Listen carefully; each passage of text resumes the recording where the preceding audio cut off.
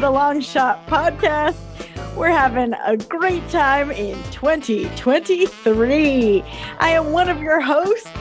I am Amber Kenny, and I am here with the other co-host, a very important co-host, Sean Conroy. Hello, I am very important. How are you? I'm fine. I am experiencing another year and going into it with high expectations, both eyes open, both hands on the parking brake, and seatbelt on. Great. How has it been treating you so far? I feel like it hasn't even really started yet. I mean, we're recording this on January 7th. I got back to LA on the 30th, I think, the 30th of December, October, and right before Halloween. I feel I still, to a certain extent, feel disconnected from the world. Yeah. Not just because of the new year and going away for the holidays. I feel like I'm still living in pandemic times, Yeah. And I will tell you another thing, and I hate to say this. There are some things that I'm going to complain about on this episode, unfortunately. So this is not going to be shocking. This is not going to be the usual, bright, happy, sunny, no, I based a lot of my, I won't even say social life, but before the pandemic, I knew that every weekend on a Saturday or Sunday, I was going to go to the UCB theater. I was going to do a show. I was going to see a bunch of people there. Maybe I'd hang out after the show at the theater. Maybe I'd go to Birds afterwards. Maybe I'd have a friend there and we'd go somewhere else. Right. But there was always stuff going on. People that you didn't even expect to see, like it. Always, yes. And it was like, oh, this person's here. Let's do this. There was always stuff to do. It was a built-in sort of party, basically. Hardcore party. Let's go do coke in the bathroom. No, I don't mean. Let's do helium voices again. Yeah, a grouping of people that could come and go, ebb and flow, like a party. Yes, absolutely. And now the UCB Theater has been completely restructured. Right. So after 2 decades of me performing there every Saturday and Sunday night, I now am allowed to perform there, I guess, about once a month, maybe. Allowed. And is there like a cap? They have someone who says, this person is invited on this day, this person is invited on this day, and I am not invited every day, as I had been for decades before. If you just showed up to watch, would they be like, it's not your day, Sean? It would not surprise me, honestly. Bizarre. So, believe me, it's a bummer. It's a huge bummer because I had somebody email me this week who, I don't know, maybe is a listener of this podcast. I'm not sure. Somebody who I don't really know in real life, but who clearly they DM'd me on Facebook. I don't know if you're familiar with is that called DMing? No, whatever it is. They sent me. We're back, folks. We're back. It's 2023. Anyway, this guy was like, are you performing this weekend? Can I come and see you perform? And I had gotten a message from him 10 years ago or something, not had any contact since then. So it's just somebody that I really appreciated the fact that they came, they're in LA and they were like, I really want to see you perform. On my to-do list is to see you perform. And I was like, I don't know what to tell you. I don't have that option anymore.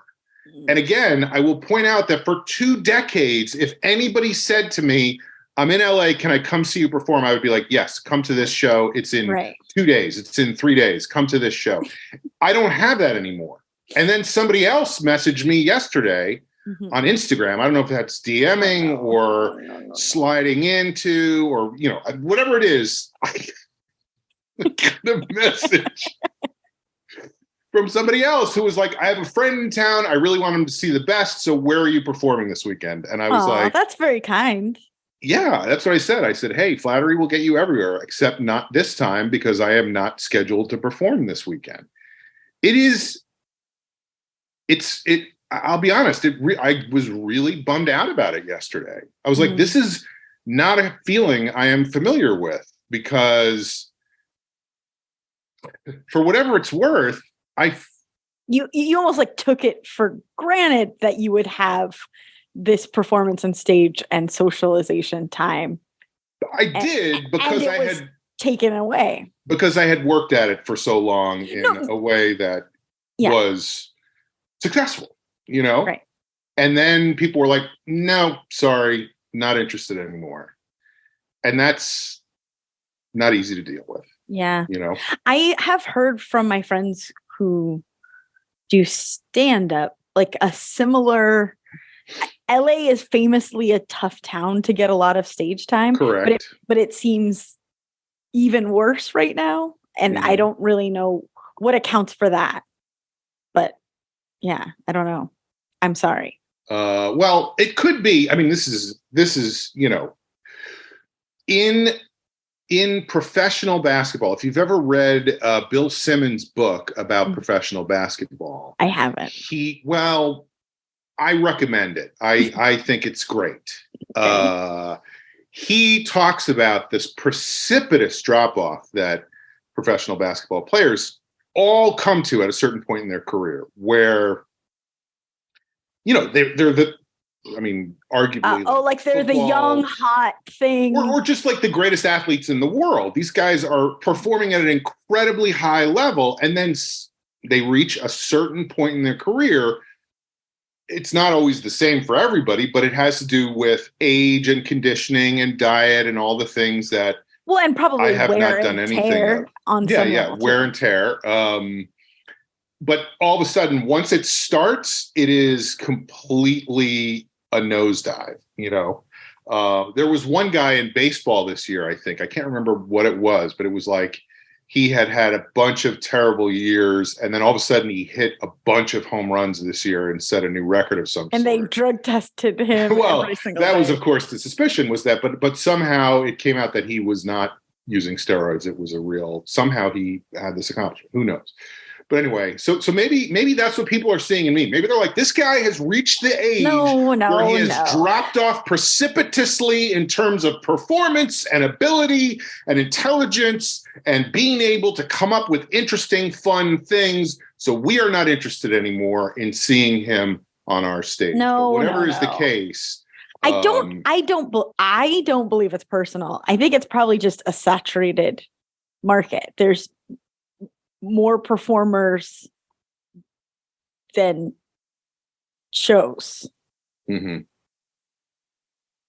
Whatever the case, it's frustrating. And like I said, whatever. It doesn't matter. Who cares? So anyway, that's been my weekend.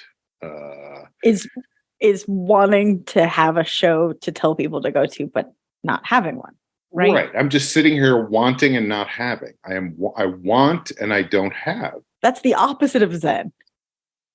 Is having and not wanting. Well, no. Zen is not wanting. Is not wanting and being happy. So that's the opposite of wanting and being unhappy. I see. Okay. Because I was saying wanting and not having.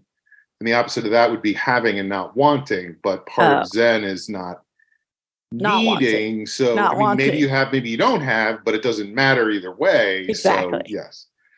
So I am in the opposite of Zen right now. I am Nez. How about yourself? I'm good, thanks. Folks, we'll be back. Go ahead. We'll see you in 2024. How was you went back east for the holidays? How was that? I did. It was everything, it was a variety of things. All of the feelings. Yes. So I went back early. Like I would not ordinarily go almost 2 weeks before Christmas. Oh, that's a long time. But we had a surprise 80th birthday party for my mother. Oh, that's fun. And so I flew back early for that, and stayed at my brother's place for a couple of days. And then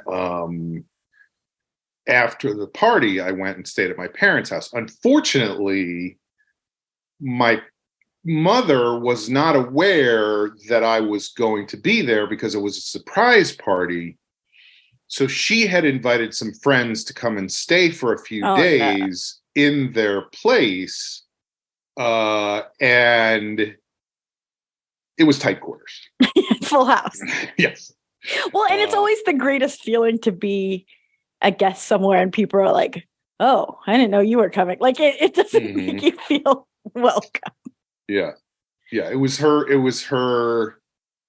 of her roommates from college. Oh, that's cute that they're still in contact. Yeah, they're both my parents are still very close to all the roommates they had in college. That's amazing. And in fact, I learned something which I had not known before.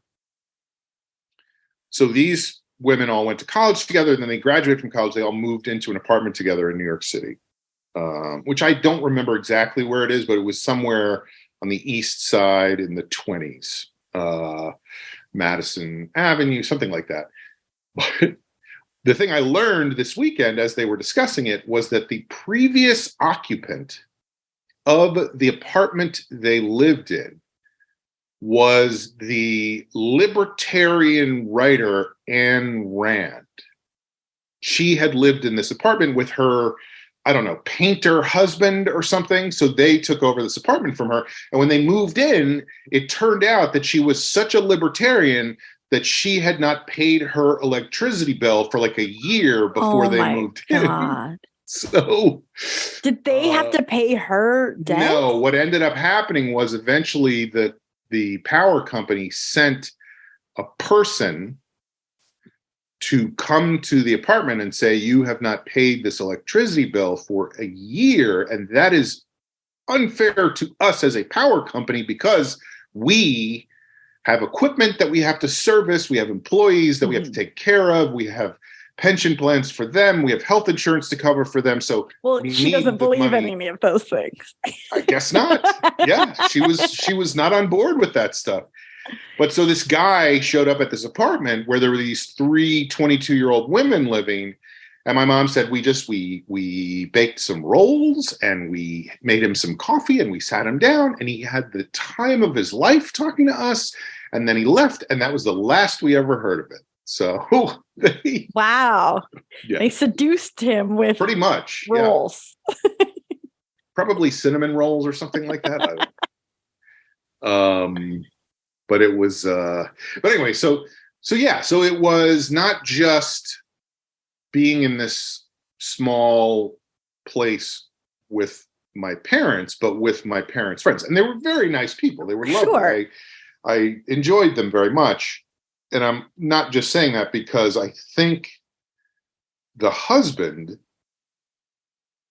sometimes listened to this podcast. That was the impression I got. Like, I don't know why, like, he's my parents' age, and he you know, somehow at some point got the idea like, oh, there's this podcast that Kathy's son has, I should listen to it. And so it may be that he only listened to it once, but the sense I got when I was talking to him is that he's listened to it more than once. So he may be hearing this. So Ted, if you're listening, you're great. Big fan. But it means certain things about how you get up in the morning and where people are, and you have to make conversation, and you can't be naked down the hall. Oh no, that was fun. No, that's actually a big thing in my personal history. I don't know if I probably have told this story before, but I think it's worth telling again, because by telling it again, you will get a sense of how I have to hear this fucking story every time I go back to visit my parents' house. Okay. So when I was about 17, I was working as a bank teller at the Manhattan Savings Bank in Eastchester, New York. Don't look for it anymore. It's not there. And my parents... It wasn't too big to fail. Well, it didn't fail. It just got bought out. You know, it was actually one of the few savings and loan associations in New York in the 80s that survived the financial crisis of the 80s. By the way, we talk about financial crisis of 2008. I feel like that's all there's been is financial crises. Right. You know, we're in crisis right now in some ways. I mean, I am. I don't know about you. Yeah, you are. Okay. But so my parents, I don't remember, but they like went out of town. They went on like a cruise or something. That's a big thing for them. They used to go on cruises. So they went on like, and they're not the kind of cruises of like, it's the Love Boat, it's the Carnival Cruise. We're going to go and we're going to play shuffleboard on the deck and we're going to go buy t-shirts. Their cruises are like, we're going to go to the Black Sea and we're going to see where Paul wrote his first letter to the Corinth, like that kind of shit, you know? Uh-huh. And I didn't know that was a thing. Oh yeah. Oh yeah. You can go, there's all kinds, they cater to every market in cruising, you know? And they call it cruising, I think. Cruising, that's when you go on a cruise. Yeah. I think that might be wrong. That was that Al Pacino movie where he dressed up in leather and went on a cruise. Mm-hmm. So they go out of town. So I'm by myself in their house and I'm like, great. I have the fucking place to myself. I had like 2 outfits that I wore to work on a regular, like when I say outfits, I mean like a suit and a shirt and tie, right? So I put, for some reason, who knows why, I put both shirts in the washing machine at the same time. And I had all my stuff in the washing machine, whatever. Who cares? There's nobody there. I go down to the kitchen where the washing machine is. So I take a shower. I get out of the shower. I'm like, I can just wander around the house in the Altogether because there's nobody around. Wait, where were your brothers? Were they on the cruise? If I was 17, no. If I was 17, they were all younger than me. So they were like probably at camp or, you know, somewhere, who knows? And, but they were not staying at home that summer for whatever reason. So I go downstairs. I'm like, this is great. I am air drying my skin. I am, glory be to God, here I am. And I get my stuff and I get dressed. I go upstairs. I put my suit on, put my tie on. I come back downstairs to the kitchen and there's a woman standing in the kitchen with her eyes this wide open. And she goes like, she just holds up one finger and she goes, momento, or something like that. Because she had just seen the movie Memento. And she picks up the phone, she dials the phone, she speaks into the phone in Spanish. I took Spanish in high school, but she was definitely not asking where the library was or whether I knew what a watch was. So she's talking to somebody in Spanish, and then she holds up the phone to me. I'm like, what the fuck is going on? And I take the phone, and the person at the other end of the phone lays into me. Rosa is very angry with you.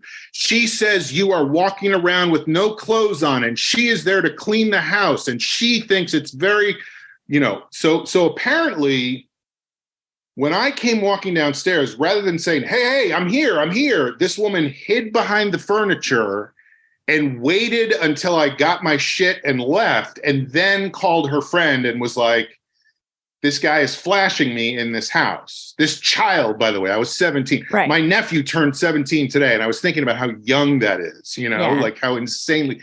So she's like, this guy is waving his dick around, and I'm just here to dust the furniture, Now, cut to almost 40 years later. Almost 40 years later, and not one time do I come home now to visit my parents without them. Well, because they always, for whatever fucking reason, every time I visit them, the cleaning lady is coming the next fucking day. And so they go, I don't know if you know our cleaning lady, but she's coming tomorrow. So you know what that means. And I'm like, do you think I'm going to walk around the house with no clothes on now? I will never be naked again. My God. And it's not even like, hey, this is a fun thing to bring up. It's like, we don't want you wiggling your dick around in front of the housekeeper again. They're genuinely worried that you'll do it. Look, you got away with it once and you don't have a record, and let's not do it again. Who were you talking to on the phone? Was that? I have no idea. It was somebody that this housekeeper knew who spoke Spanish and spoke English well enough that they could communicate to me what she could not communicate, you know? I don't remember even what happened after that. Like, I'm sure I was just like, well, I'm going to work. But I'm sure I was like so fucking embarrassed, you know? Yeah. I'm so sorry. I know I have a beautiful penis, but I don't think I should have shown it to you. But I did. I know you're holding back, but I appreciate that because this was inappropriate. But you know, that's not even the part that it's the other part that's so like, oh my God, do I have to hear about this again every time I go to visit? It is astonishing to me how, and it's not like I always am there on a Tuesday or I'm always there on a Wednesday. For some reason, and maybe their current housekeeper has a flight tracker on my name, so she knows when I'm coming, and she calls and goes, I'm going to be there on this day, and, you know. Really fuck with you. Oh, God.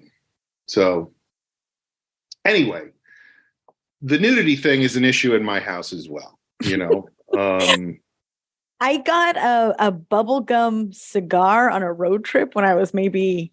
I don't know, 7, 8 years old. And it's also, in hindsight, weird that there's bubblegum cigars. Like, I feel like that's not a thing that could exist anymore. No, I mean, that was the tobacco company going, like, let's get them started early. But I was in the backseat, and God knows what happened or what I was doing, but somehow I got it, like, all over my entire person, in my hair, in the clothes, on the little seat. Powder that they had. Or the bubblegum itself. The bubblegum itself. Oh, I see. And my parents recently have stopped, you know, like, well, you know, Amber with chewing gum. You know? Yeah, it's a weird. I mean, this is a. I don't know why this hit me so hard last summer one time, but it was the same kind of thing. It was like, but it wasn't just that. It was like. For an extended period, and maybe it was because I drove to Virginia with my parents last summer. So we were in the car together for 8 hours. And for whatever reason, over a period of like 2 hours, everything that came up was one of those things. In other words, it wasn't just the time you were naked in front of the cleaning lady. The time you got bubble gum all over your face, it was like, haha, that reminds me of the time you shot the window out of your own car. That reminds me of the time that you tripped and fell down the stairs with 11 cakes in your arms. That reminds me, you know. Right. And I was just like, Jesus Christ, is my life just a highlight reel of terrible mistakes? Is that what you think of me? That all I've done is fuck up over and over my entire life, you know? But at least I never did the bubblegum cigar thing. Yeah, so, no, that would be terrible. Yeah. So that was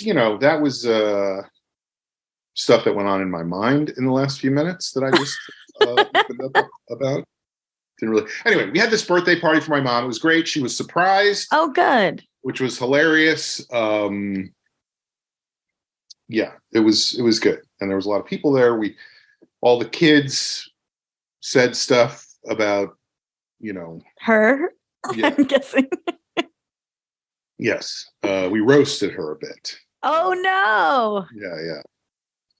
Yeah. It was funny because basically I wrote everything, and they said it all as if they had, you know, and it was just funny because a few days later, or like a week later or something, I saw that one of my nephews had commented on one of my other nephews' Instagram and used one of the jokes from that, you know, and I was like, oh, okay, so they'll remember this. Oh yeah, it's a formative experience. Yes. So that was fun. I did a couple of shows in New York while I was there, so that was interesting. I did a show that is a stand-up show run by an old friend in New York that he's been doing for a long, long time. I think since before I moved out here. Maybe not that long. Maybe it didn't start until 2008, 2009. But he's had me do it at Christmas time every year. And the last few years, I mean, you know, I didn't do it during the pandemic, obviously, but the last few years, he switched up the show a bit so that instead of having me do stand-up, he's like, oh, we're doing it as a variety show now, so can you do a bit? And so I did a bit. And it was fine, but it was an interesting, I mean, it's funny to me to be doing this for so long and still be learning new things every time I do something like that. That's life, baby. Yeah, but this is the kind of thing that I should know by now. Like, I kind of pitched him the idea for the bit over email, and he didn't totally see it the same way I did. And so he pitched a bunch of stuff back, and I was like, well, because it's his show, I should try to incorporate his ideas into my ideas and whatever. And that's not how good then it was neither bits probably work. Yeah Well, I mean, eventually it worked, but it took a while to get there, and it was not just like let's just say I didn't come out guns blazing. And this is America, where we have the Second Amendment, so you want to, you know, have those guns, be guns blazing so people respect you from the beginning. And then I did another show, which was again a stand-up show run by a couple of old friends, one of whom was not there, who was actually out here. I saw her out here when I came back. And that was just funny because it was like a classic alternative comedy stand-up show in a weed store in Manhattan, in Chinatown. Now, weed stores are not legal yet. You cannot sell weed, but they have opened them in anticipation of them being legal. That feels like the wrong order, but okay. So this store had started selling weed, even though they were not licensed to. And then about a week before this show, they had been raided by the sheriff's department, and all their weed had been confiscated. So they were like, it's like going to a shoe store that has no shoes. Like, it was a weed store that had no weed. That's amazing. And at that show, my brother, who is a prosecutor for the Manhattan DA's office, came to the show. So he has been caught in the middle of all of this. Weed is legal. It's not legal. We're making it legal. It's going to be legal. And so he was kind of just not in a like a self-satisfied way, but he was just kind of chuckling to himself about what confusion there was going on about all this stuff. And saying that, like, there's people that come to the DA's office now, and people in the DA's office who were advocates of like legalizing weed, but now are turning around and saying, we got to prosecute these store owners for trying to sell weed. And he's like, what do you want? What do you want? Do you want it to be legal, or do you want it to be? I want to be the only person who sells it is what they want. I mean, I do think that's part of it. But the other thing was, he brought his daughter, my niece, who is, I think she's 19, and she came to the show. It was the first time she'd ever seen me do stand-up. And which is fine. I mean, she could have come before, I think. Like, you know, enough is enough waiting around. Let's fucking get in there and see the show. But, you know, the nature of stand-up shows, it's like, whoever's going up is going up, and it's a roll of the dice as far as what jokes they do. You can't vouch for the material, like, the person. Yeah. Whatever happens, happens. And so the first person who gets up is a woman who talks about right. Already not funny. No. But her thing was about how she was bisexual. And so she has like long hair on this side and shaved head on this side. And she's like, this is my straight side and this is my gay side. And I love eating hairy pussy and I'm blah, blah, blah, and all this stuff. And I'm sitting there next to my 19-year-old niece. Not that she's never heard anything like this before. But it's a weird thing to take your niece to. Yeah. And it was, and so I was just like, okay. So there was not a lot of that, but it was definitely like, it was hit or miss the entire time. You know, there were some very, very unfunny comics on the show. And then, you know, anyway, it was just funny because I was like, oh boy, this is, who knows what her perception of this is, you know? Right. So after the show, she just texted me and she was like, that was really funny. And I was like, okay, we need to talk about what went on. She's like, I liked it. I thought it was funny. And I was like, no. I mean, like, comic by comic, we need to go through. And so the next time I saw her, she went through each one and she fucking nailed every one of them, you know? And then she was like, and I also don't really care because now I can tell all my friends that my father took me to see a stand-up show at a weed store. So totally. So anyway, that was exciting. That's fun.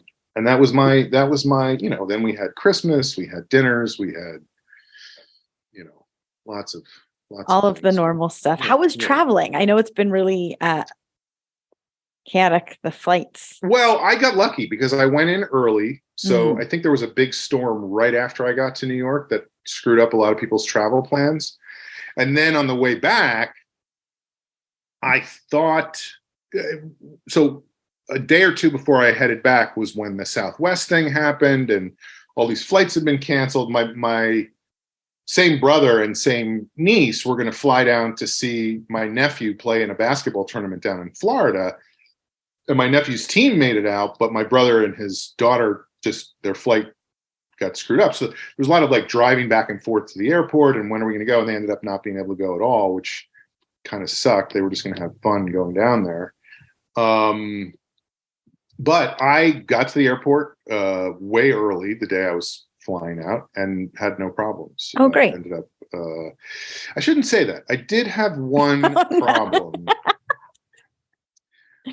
which was that, I mean, you know how much I despise the Transportation Safety Administration. Like, I just think it's such an absurd theater dog and pony show. Yes.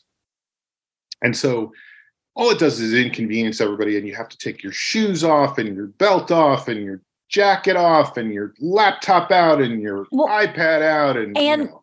Every airport is different. So like some you have to take like every single thing out of your bag. And then others, if you start doing it, they're like, put it all back in your bag right now. And you're like, I am trying to speed things up. Right. I don't know. It's so unclear. Well, and you're hitting on two different things, I think. One, which is the protocols are different at every airport. And the other is they treat you like you're a fucking idiot for not knowing that the protocols are different at this airport from another airport.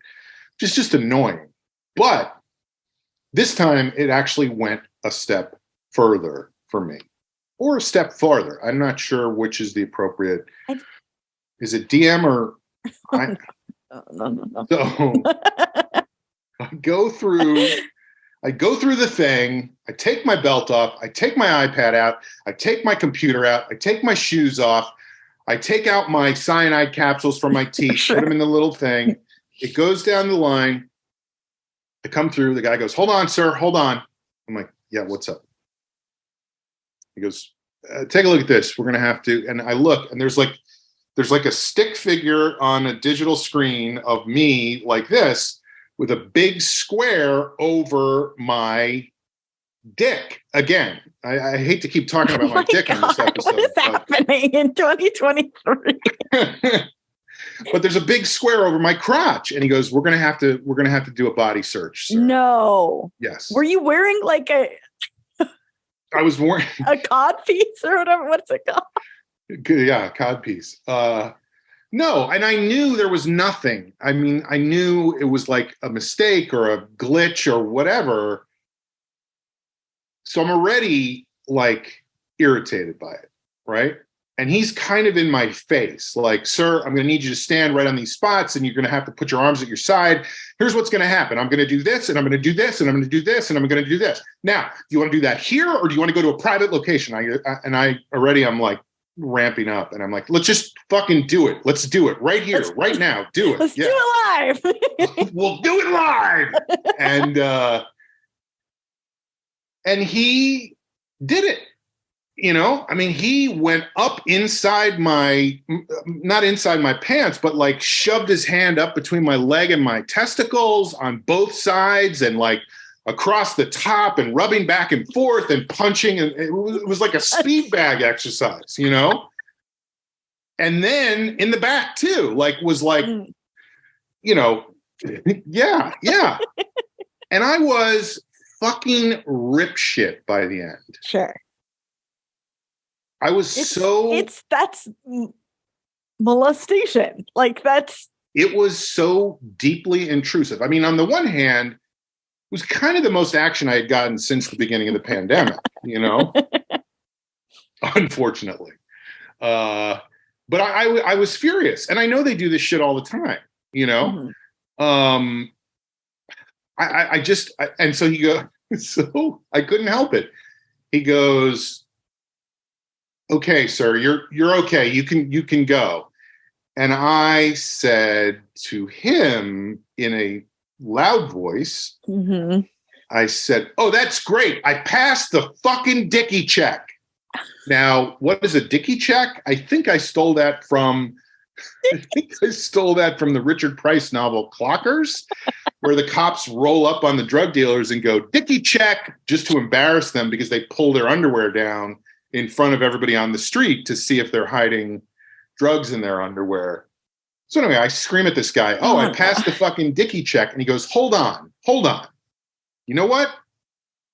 I need to go get the wand.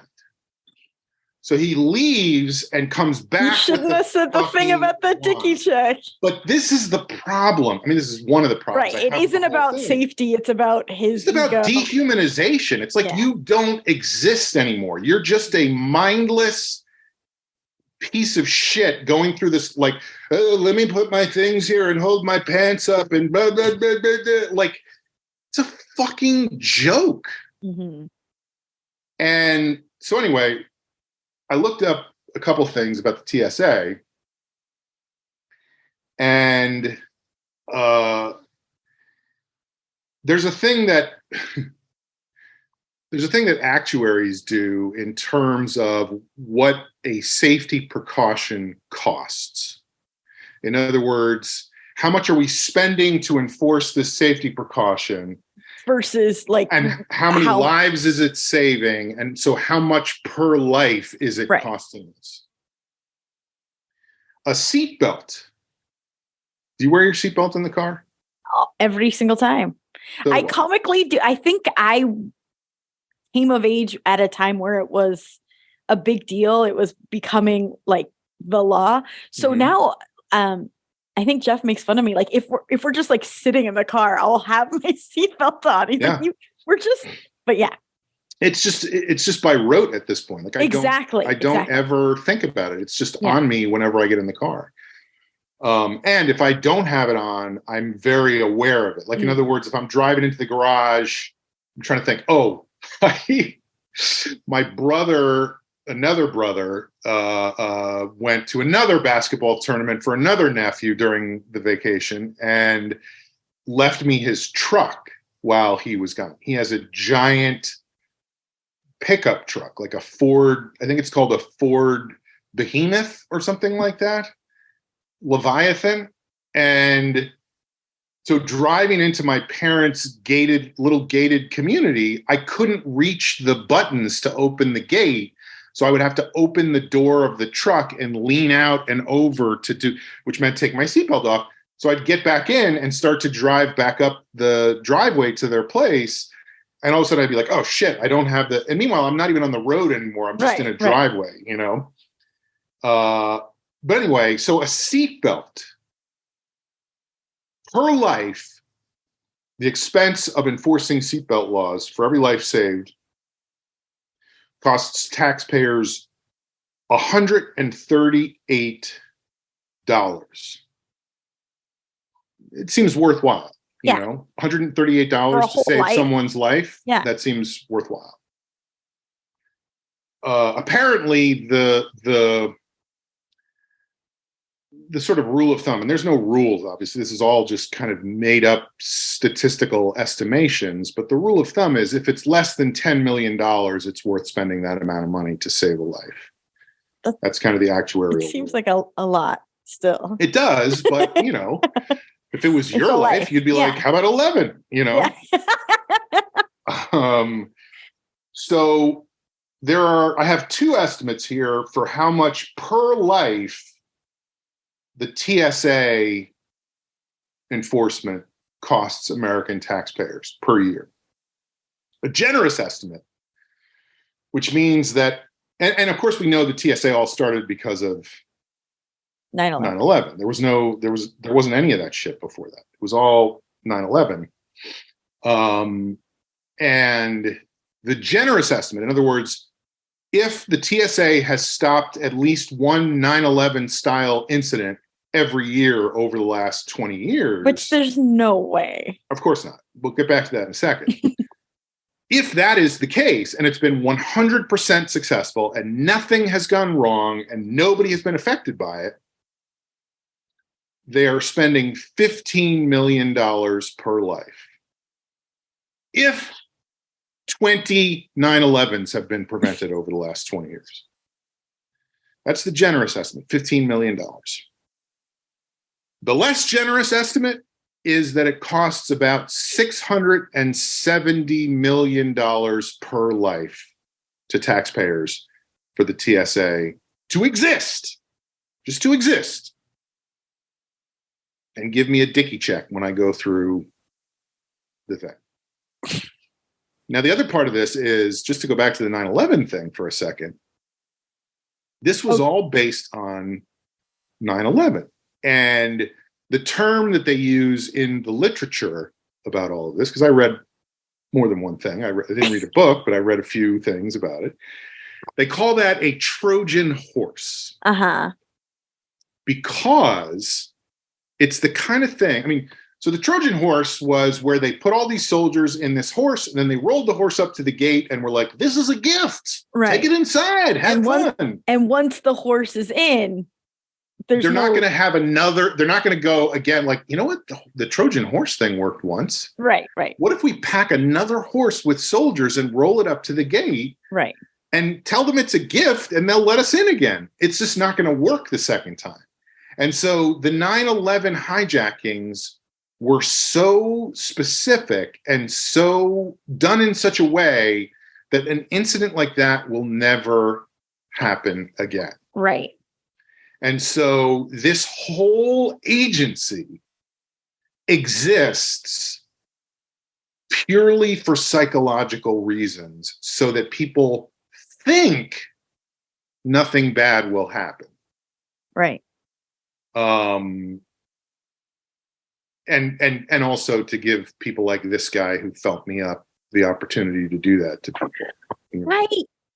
I'm going to sound very foolish, but I genuinely can't remember. There was like, you had to put your luggage through security before 9/11, right? But that was it. There was X-ray scanning and stuff like that, but there wasn't like, take off your belt, take off your shoes, take off your pants, take off your underwear, take off your, take everything out of your bags, put your, there was security. It just wasn't this endless line of people that. And you were able to like go to gates even if you didn't have a ticket at one point, like to say goodbye to people. It's funny. I just had a conversation with somebody about that because they were working on a TV show. We were talking about like the truth on TV shows. I can't even remember what the show was, but they said there was a scene in this show. This is a show that's taking place now. And there was a scene on the show where somebody was leaving for Europe or something.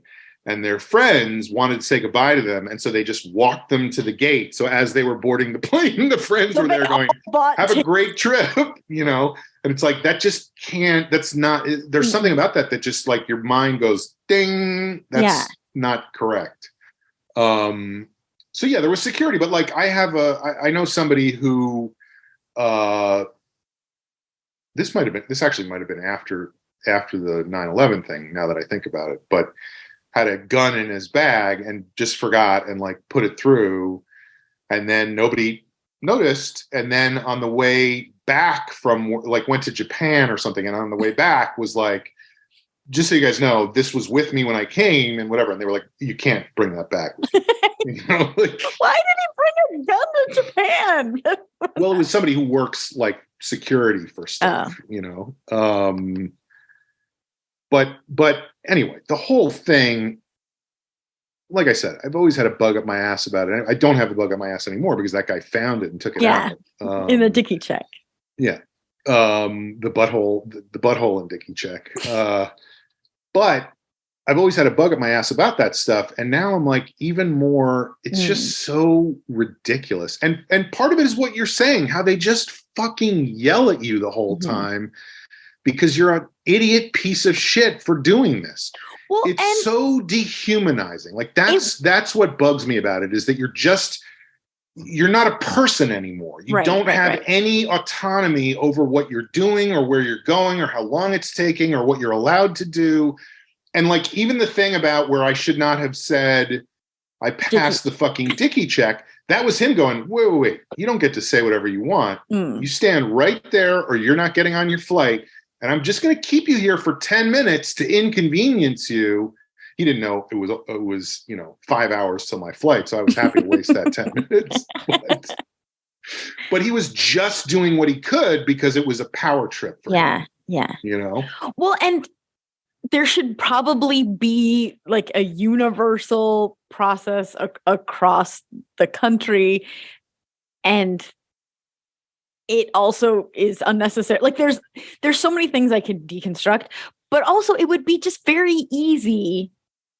An easy fix like today is like put a poster up that says whether the laptop needs to be in or out of the bag, or your belt needs to be off, or your shoes need to be off. And then I would kind of get the getting yelled at, because like you at least had the information ahead of time. Like there's been times where I'm like I'm trying to figure out what I'm supposed to do, but you don't know until it's already too late. Right. Am I supposed to take my shoes off or not? Like sometimes some places you're not. Like I think Burbank Airport, you don't have to take your shoes off, you know? Burbank is paradise. Airport, it's the best. It's incredible. They like give you a massage.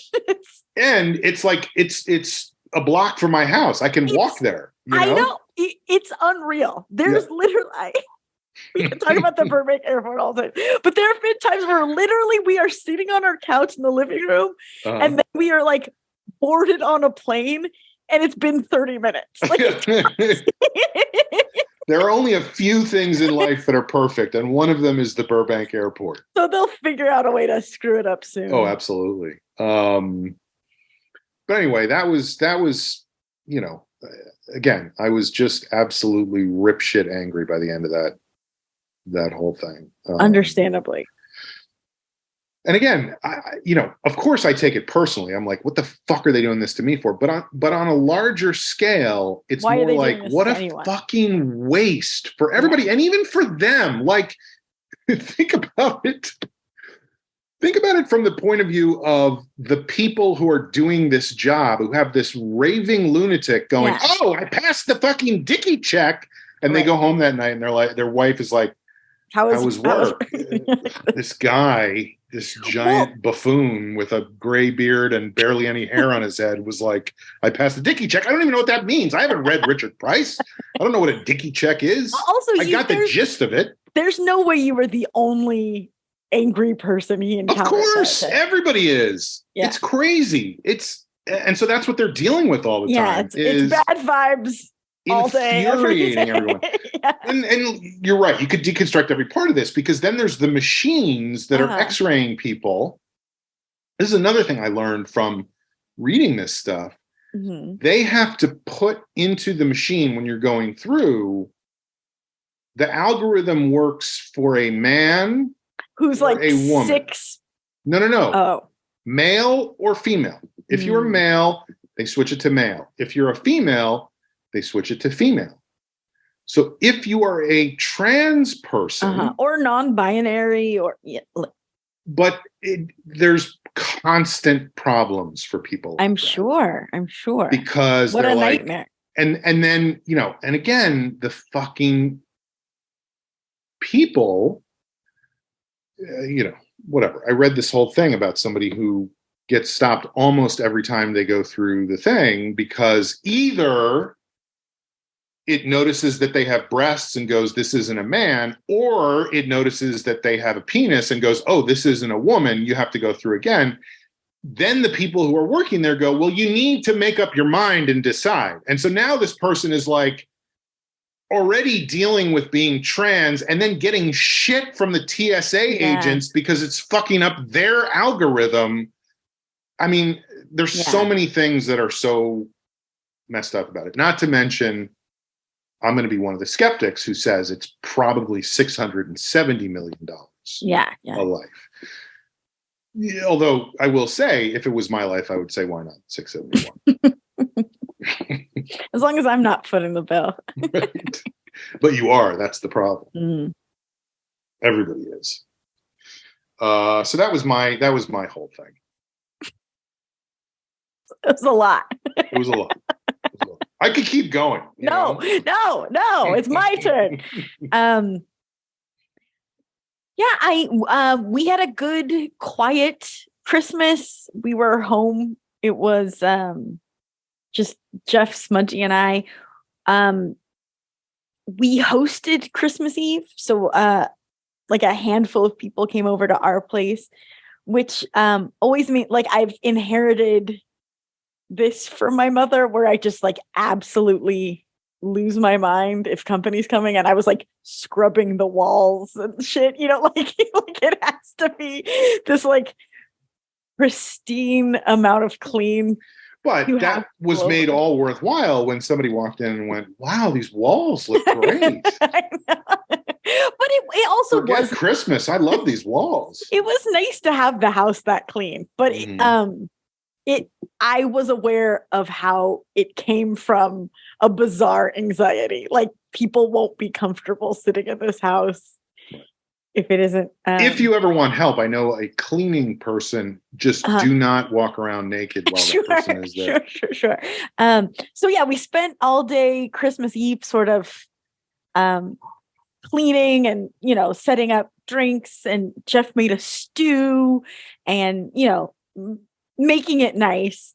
And then it was nice. It was very mellow. Like, we were braced for even more people to come that didn't, but you know how it is. Like, if 20 people say they're going to come, like 5 come. And especially in LA, like LA is the queen town of bailing on things. And it was Christmas Eve. Like I don't know. Like, I could see being like, yeah, I'll come to that. And then being like, no, I don't want to go. It's Christmas Eve. Anyway. I want to be here when Santa comes and see if he likes these cookies I put out. But it was very sweet. And celery for the reindeer. Celery? Isn't it carrots? No wonder they always leave it behind. What kind of reindeer eats celery? But we had a good time. I'm trying to think of any specific stories from that little gathering, but it was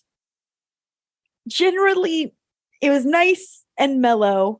But at 3 a.m., Jeff was woken by Smudgie having. Oh. No, I wish. Smudgie having like extremely visions of sugar plums dancing in his head. No, again, I wish. Like explosive diarrhea. Yeah. And so that was a bummer. Took a while to get that out. Yeah. For you, not for him. No, not for him. And it was actually kind of cute because he like put his toys on top of it. Like he was ashamed. Oh, it's of it. adorable. But It's never not adorable when somebody has explosive diarrhea. So that was a bummer. I wasn't awake or conscious or knew that any of that happened. And then I usually wake up early and take Smudgie out. Mm-hmm. And he wakes me up. Like he comes to the edge of the bed and he goes like this, and it's pretty cute. But he like goes like this to my arm, like, hey, could you wake up? And he didn't do that. Mm-hmm. But I just naturally woke up because it was the time I wake up. Mm-hmm. And he was sitting in the hallway, just sitting there like, and I'm like, what's up, buddy? And then I saw some messes on the ground and I was like, oh no, we're not doing good. And then I took him out and he was like, he could barely walk and he was like shaking. And so anyway, all Christmas we were just dealing with a very sick dog. He was just like laying around like moaning. It was really heartbreaking. And he would wake up and he was very good about letting us know, like, I gotta go outside. And then he would it was like a fire hose. He's such a little guy. Like I was getting worried because what's coming out of you, bud? Like, where's it coming from? So I'm guessing he ate something that dropped at the party is the only thing I could think. But yeah, he was really this could have been big trouble. Did he explosively diarrhea on the walls? No, not that I saw. Better not, Smudgie. We just spent all day cleaning these walls. If you shit on the walls, no presents for you. On you. Well, yeah, he didn't get any presents because they were all like bones and treats and sticks, and we were like, you can't eat anything for a while, buddy. Right. And we had plans. Like we have a tradition. We always go to Malibu and take a beach walk on Christmas. And then we go to our friend Lampy's house for dinner for Christmas night. And we obviously hadn't done the Lampy thing in several years because of the pandemic. So we were excited. This was going to be our first time in a long time. And we were like, we can't go anywhere. He's not like, we got to keep our eyes on this guy and he's got to go outside a lot. And so we just stayed at home but it was like nice. I know that sounds insane. It felt like a weird personal growth result because I can see in past years, I would have like felt extremely sorry for myself and like sad and bummed. And none of that. There's diarrhea everywhere. I'm so bummed. And now you're like, I'm like, not a problem. Yeah. No, I was just. It's cute. It's actually cute. No, I you're not gonna understand, I guess. But it just was like Zen, like it is what it is. This is what we're doing. And so it was like a cozy, just the three of us Christmas. We had enough like leftovers from the party before that we were okay because we hadn't planned on eating Christmas dinner at home. So we didn't even have like supplies. And we watched movies and it was nice. It was nice. And he's better now. It was dicey for a while. He was like, would get better for a day and then get sick again. And so it was long term. It was probably like almost a week. Wow. And we like called the vet and it's so boring. Like we couldn't get an appointment. And so we were going to go to. What was the vet's number? I don't know. We were going to go to doggy urgent care, which I know is going to upset you that exists because learning that actual urgent I don't even like urgent care, much less doggy urgent care. I know. But he kept like every time we were like, okay, if in the morning he's still sick, we're going to urgent care, he'd be better than like it's like he heard us.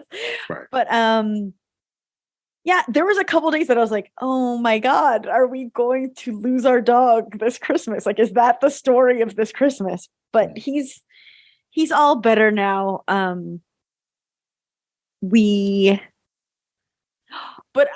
That Zen quality of like, this just is what it is. And I need to be like loving and compassionate to this creature. I felt very like motherly. And I will say Um, I am not gonna have Munchausen by proxy, but he is really sweet when he's sick. Like there was some, like he was just a sweet tender. So you boy. like it when he's sick? No.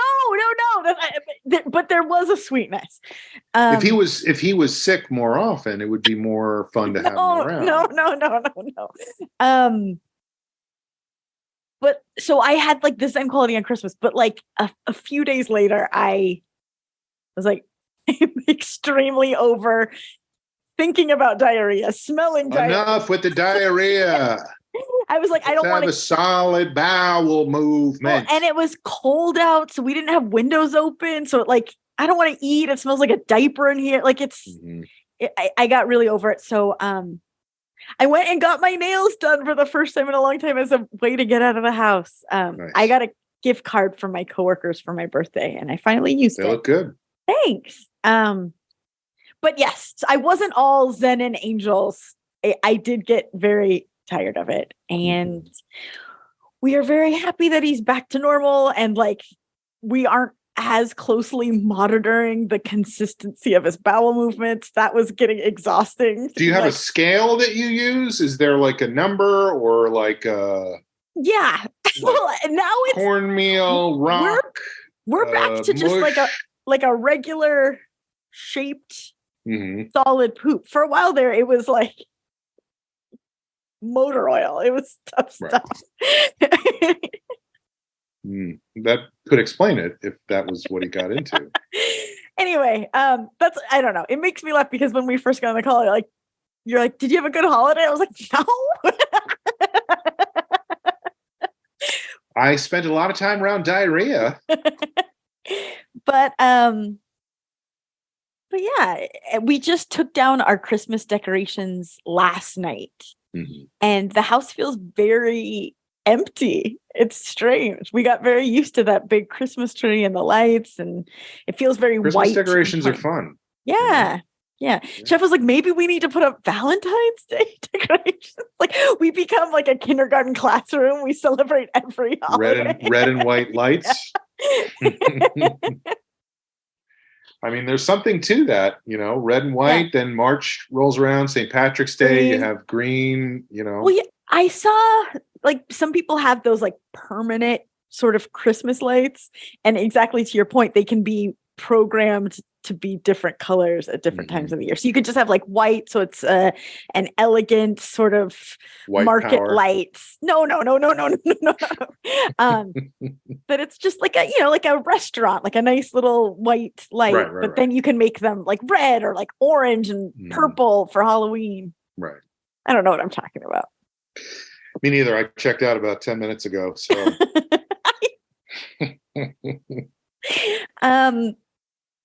but yeah, and then New Year's was again very mellow but very sweet, and no diarrhea. Praise the Lord, knock on wood. I feel differently than you, because I think at the beginning you said it feels like the year hasn't started yet. I did say that, yeah. I feel like it's been 2023 for 6 months. Like I feel like on the 2nd, we were like, how is it only the 2nd? I feel maybe because diarrhea week made time go slowly. But yeah, I started work again this week, and it's like a good news, bad news situation where the COVID cases are so high in Los Angeles, I didn't have to go into the office. Congratulations, Los Angeles. But but the COVID thing, I mean, that's over. That was never really a thing to begin with. Well, that's what I wanted to bring up. We are in the same boat as you. Like, I will go into the office sometimes when I have to. And like, I have a handful of friends I see, and literally occasionally I will go out to eat, and that is always outside on a patio. But like, I still feel kind of quarantining. And I know not everyone feels that way, but it's weird. It's a weird, And Yeah, it's just very difficult because so many people are like, we're done with all that. Enough is enough. And then what was I doing the other day? I mean, I wore a mask the whole time I was flying back here. Of course. A lot of people didn't. Of course. But there's almost like I feel like there's a conventional wisdom sort of now of like, you're an idiot if you think you still need to wear a mask, you know? And I am doing my best. Like, I can't remember where I was, but anyway, I'm still wearing a mask when I go into like a supermarket or whatever. Same. And most people are not, which, you know, that's their prerogative. I got my nails done wearing a mask, and it felt like the only other people wearing masks were the people doing nails. And I was like, I don't care. Like, I don't care. Right. Well, I had my mask done wearing fake nails. So, but yeah, it's just, I don't know. I think this is a thing that's going to take a long time to settle and figure out. Although I will say, now that it all comes back to this shit, now that we have a Speaker of the House, we can finally begin our investigations into Anthony Fauci and that it took this long into the podcast for this to come up, to be quite honest. It's been a crazy few days. Yeah. You know? It's been a crazy... the first week of the year in the United States, it's set up to be a disaster from now on. I know. I mean, because next year there won't be the same problem with the House of Representatives, but there's still going to be January 6th. There's still going to be people protesting. I mean, I don't know if you saw that. I shouldn't laugh because it's not funny, but Ashley Babbitt, who was killed invading the Capitol on the day of the insurrection, her mother was protesting at the Capitol yesterday and wouldn't do what the police told her to do and got arrested. And so, which of course is why she was there. And that was the whole point, was to make a big spectacle. And then the fucking douchebag who used to be president went out on, you know, on whatever his stupid thing is called and said, like, this martyr was killed and murdered on January 6th by the radical left Marxist communist Democrats. And her mother went to memorialize her martyrdom and was arrested for just showing up. I mean, it's you know, it's like COVID. Like, it doesn't go away. It just constantly mutates into new changes. And you know, whatever. We don't have to get into the whole thing, but it does feel like when I was in New York, it felt like when I was talking to people, it was like being in a minefield. Like, you just never know when something is going to come up with someone that you know and are close to in some way or another, where they're going to go, no, wait, no. Like, I was talking to somebody when I was there, had lunch with an old friend who I have known for basically my entire adult life,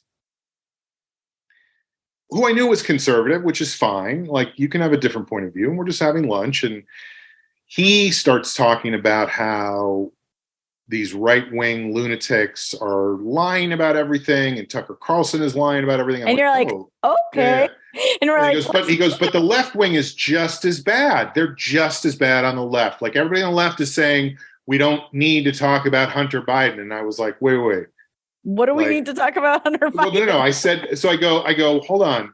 You know what? If Hunter Biden did criminal things, he should be prosecuted for that.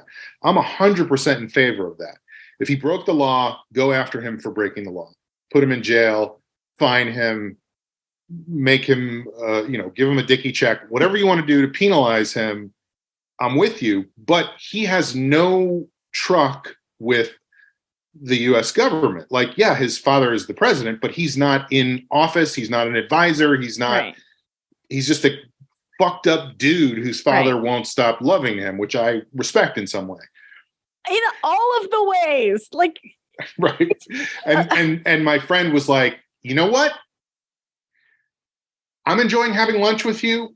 I think this is nice. So why don't we just not get into that right now?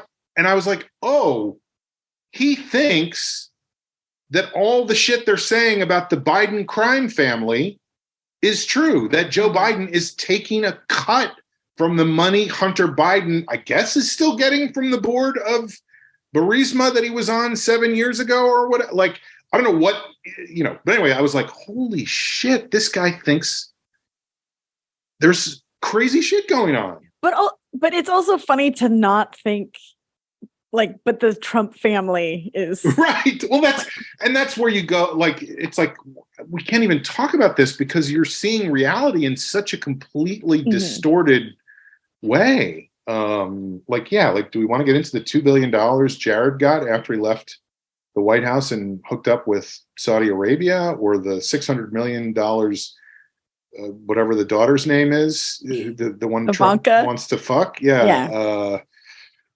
Anyway, so I was like, oh, we can't really have a conversation without wandering into these areas that are like, oh shit, too dangerous. Yeah.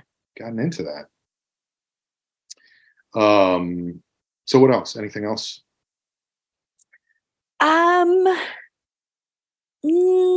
No.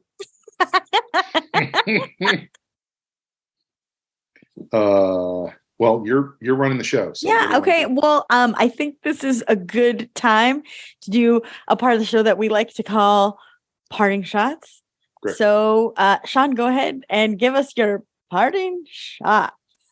Okay. Here is my trying to decide what to talk about. Two things. First thing is, I was out walking in my neighborhood. Did I already talk about this? I was out walking my neighborhood before Christmas at like 12:30 at night. Mm-hmm. Maybe I did already talk about this, where the guy thought I was somebody famous. No, I don't think so. All right. Well, if I already talked about it, get used to it, because I'm going to bring it up every week from now on. Try not to be naked in front of the. I'm walking around the neighborhood, which I do sometimes. Like for whatever reason, I want to exercise on a regular basis, but somehow but your circadian rhythm is all the day just gets away from me. I'm like, I should do it after breakfast, but now I have to do this and I have to do this and whatever. All of a sudden it's midnight and I'm like, well, I can still at least just go for a walk in the neighborhood. So I do that frequently. I go for walks in the middle of the night. And it's dark. I don't know if you're familiar with that time. It's dark, and up the hill from where I live, there's not a lot of street lights, so it's very dark. I generally keep the flashlight on my phone on, just so that I don't get run over by a car or whatever. But for whatever reason, I guess this night I did not have it on. So I'm walking through like a particularly dark area. Can't see a fucking thing. All of a sudden, this guy just like looms up in front of me. And I have my headphones on, not these headphones. I have two other pairs of big pairs of headphones and a couple of small, like the little ones that go inside your ear. But I wear, is it DM or is it IM or? So I'm wearing my headphones and he's saying something, and I'm like, I don't know what you're saying, whatever. So I take the headphones off, and he goes, sorry, I have to ask, are you Rick Rubin? No. And first of all, that's hilarious to me. Because if you don't know what Rick Rubin looks like, I mean, there is an element of like, he's losing his hair on top. He has gray hair on the sides that's very long, and he actually has a really long gray beard in real life. And he's fucking awesome, by the way. I'm a huge fan of Rick Rubin. But what's really funny about that is that's not the first time that happened. Because if you remember a few years ago when I had very long hair and my beard was basically down to my waist, oh, man. I was at a party in West Hollywood and somebody was like, hey, Rick Rubin, what are you doing? Like, really thought I was Rick Rubin. Anyway, this guy thinks I'm Rick Rubin, and I'm like, oh, I'm not. And he goes, because I listened to Rick Rubin on Joe Rogan's podcast, and Rick Rubin said that his house in Malibu burned down, and he moved to a house in the Hollywood Hills, which is where I'm walking around. Right up the hill from me is the Hollywood Hills. he moved to a house in the Hollywood Hills, and now he just walks around in the middle of the night and listens to music on his headphones. And I see you out walking in the middle of the night listening to music on your headphones. And I was like, holy shit, that has to be Rick Rubin. He was like, I see you all the time out here. And that's so funny. I'm always like, and so now I'm seeing you, and I just want to, and I was like, I'm not Rick Rubin. I'm so sorry.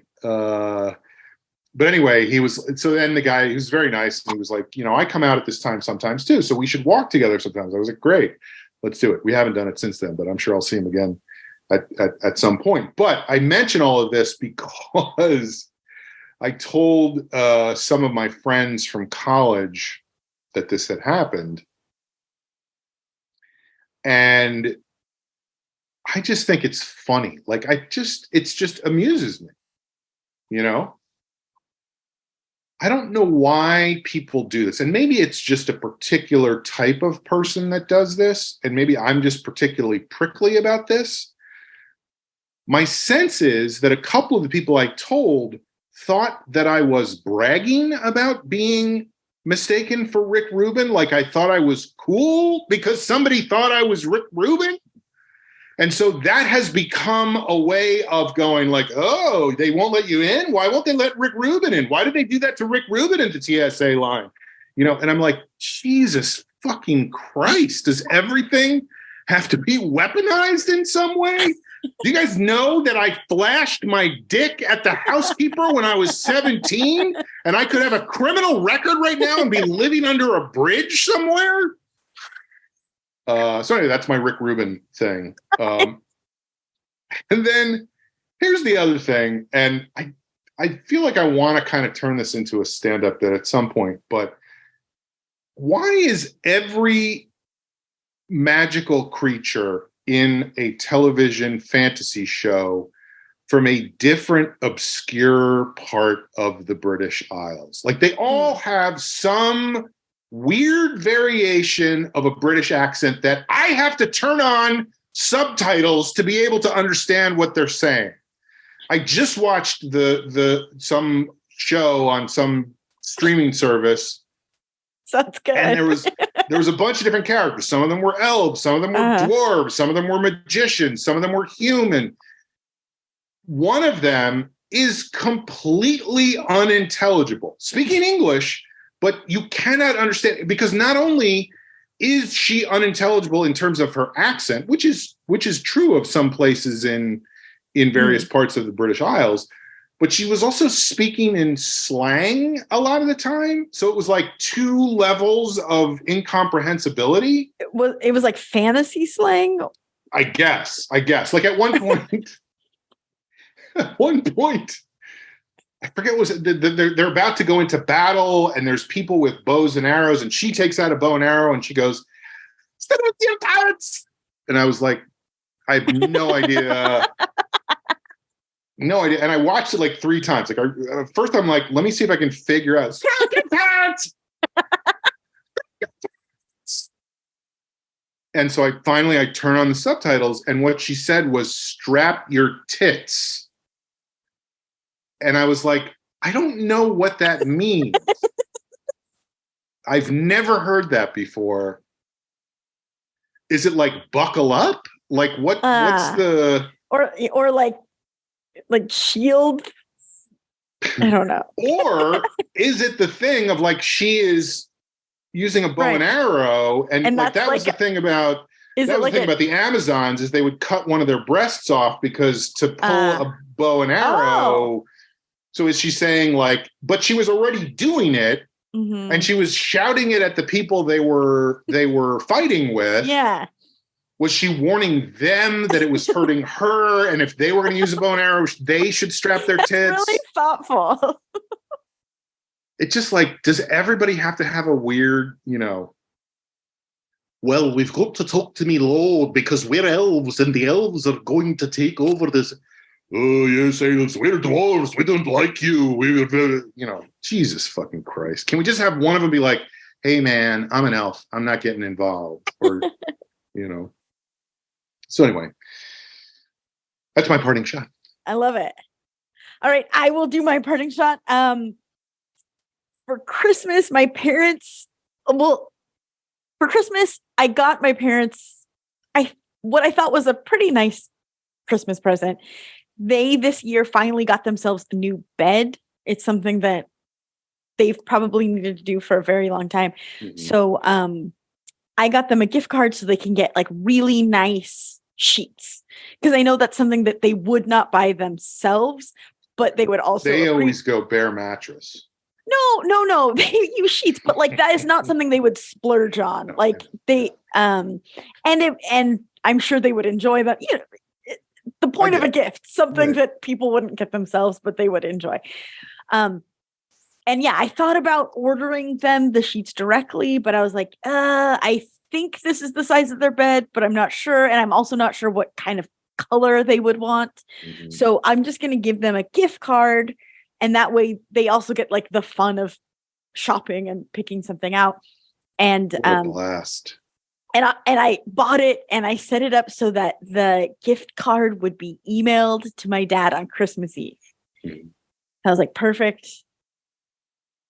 With like a little ho ho ho sound when instead of like ding, well, no, it came with like a card that was like, mm-hmm. you know, you deserve luxury from Amber, Jeff, and Smudgie. You know, like it was a whole thing. And like little diarrhea coming out of the Smudgie. Well, we didn't know about the diarrhea at this point. This was early, and I was also very much like, okay, like that's done. That Christmas present is done, and I did a good job, and we're all set. And on Christmas Eve, he wasn't sick yet on Christmas Eve, and but I woke up early like normal to walk Smudgie and then go scrub the walls, and I got an email that says like Rich Kenny opened your gift certificate, and I was like, great, like I'll talk to it's pretty early in the day, I'll talk to them later and it'll be great. And then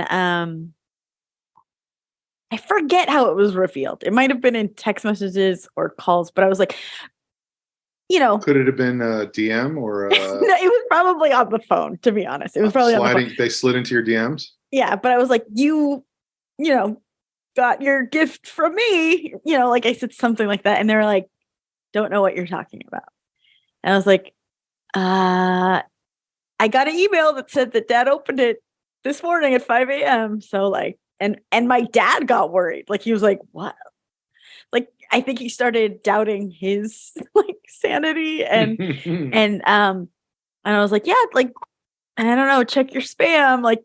And then they texted me later. They're like, what is the name of the company? I was like, this is the company. This is where it came from. And they were like, we're really looking through his whole email address, Mom's whole email. Like, we're not seeing anything about this. Mm. And they're like, did you give the right email address? Because from my point of view, at first I was like, oh my gosh, my parents are at the age where they can't even find an email. Like, oh no. And then you pictured them out by the mailbox in the front with the flag up and down, like going, there's nothing in here. And I was like, I'll help you find it later. And then, hello? Are you still there? What's happening? Everything fell for some reason. Oh my God. The light fell and hit my water bottle. And so it was like a domino. Anyway, they said, are you sure you sent it to the right email? And I was like, yes. So you're not. I can tell by the way you said yes that you're not sure. So I double checked my parents' email or my dad's email. And then I looked at what I submitted and I was like, oh, there's a number at the end that I didn't include. And I was so proud of myself, but I was like busy at work. And I was like, I'll do my parents' gift. I'm working. Like I was multitasking, which is never good. Mm-hmm. So I just input the wrong email address altogether. Right. And I think I had already emailed the company and saying like, hey, my parents aren't seeing the gift. Can you resend it or like, look, here's the thing you got to know about my parents. They don't know what email is. You guys sent it through email. I sent you the email. So you guys need to fix this. It's on you. Anyway, I realized that it was just the gift card itself was just sent to another person. So I was like, you know what I'm going to do? I'm going to email that person. And I was like, hey, this is so weird. Like, Merry Christmas. I accidentally sent my parents' gift to you instead of to their address. Like, is there any way you could stop your teeth to me? There's someone sending an email about the new sheets. I was like, is there any way you could forward it to me or to them? Or like, do we have like a Christmas miracle here? What's going on? And never heard back from that person. Still haven't. Oh boy. But I did some recon. I was able to log back onto the website and I was able to like see what was sent. Like, they do a preview and it's the card that I told you about. So I just took a screenshot of the card, and then the next page is the actual gift card with the code, like what you would plug in to buy something.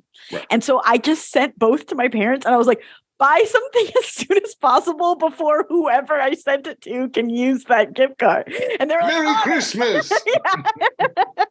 And they did, and they got their sheets and they loved them. But I was just like, God damn it. Like, why am I, is it COVID? Like, what? That is. And here's another problem. And I'm just letting you know this because, you know, I care and I don't want you to have to keep dealing with this. Is once you enter that email into your I know now system, it's in my thing. Every time you type your father's name, it's going to be like, we got another one. No, I'm gonna, especially with those email addresses, be like extra quadruple. I've had that happen numerous times with various of my brothers. I get emails every once in a while from an architectural firm in Dublin asking me for my reports and my estimates and stuff because somebody with my name. I'm going to need an extension. It's like, what? How have you not figured this out yet? It's been 4 years and you're still sending me stuff. I mean, I also get it though. Like, there's 2 Alexes in my department, and they're like, everyone always emails the wrong one. Well, and yeah, it's not because you type in Alex and you're like, good to go. I don't know. And there's an upside, which is that, like, for example, this architecture firm that keeps emailing me, that's how I got gift certificates for various buildings. So that's why I own a number of large buildings. It was queen size buildings, by the way. That's what size my buildings are. Queen. It was a happy ending, but it was like, oh my God, this was such a mess unnecessarily. Yeah. And I felt it was just like embarrassing. You know? It's also funny because I've done this too. It's also funny that your default is it's their fault. You know? And then you're like, oh no, wait, it was me. I'm the one who fucked up. Well, and I don't know, like, you're just like, I wanted to do a nice surprise and it ends up being like, turns out I'm an idiot and you need to act right now. Do it now. We'll do it now. We'll do it live. Do it live. But yeah, it was a happy ending, but oh my God. And that was like during Diarrhea Gate. And I was like, we'll figure it out. We'll figure it out.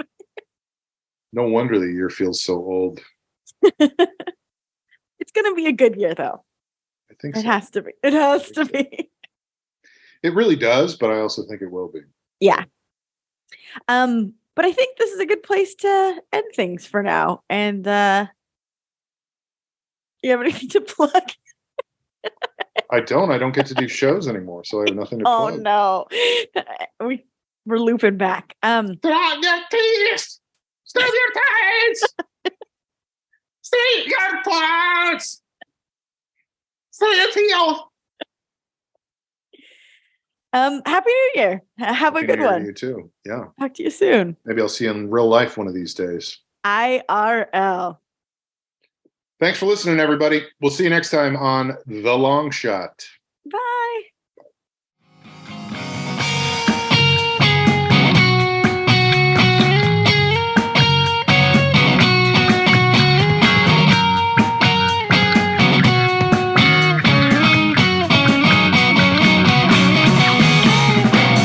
Your caffeinated touch and the things that I've chosen not to think of very much have gotten all their hands on me. Now I'm in double Dutch. And there's something in the nothingness, but nothingness is such a something or nothing or something or nothing. So who let the time I let sneak by under the fence and over my head and back underground where it first came from?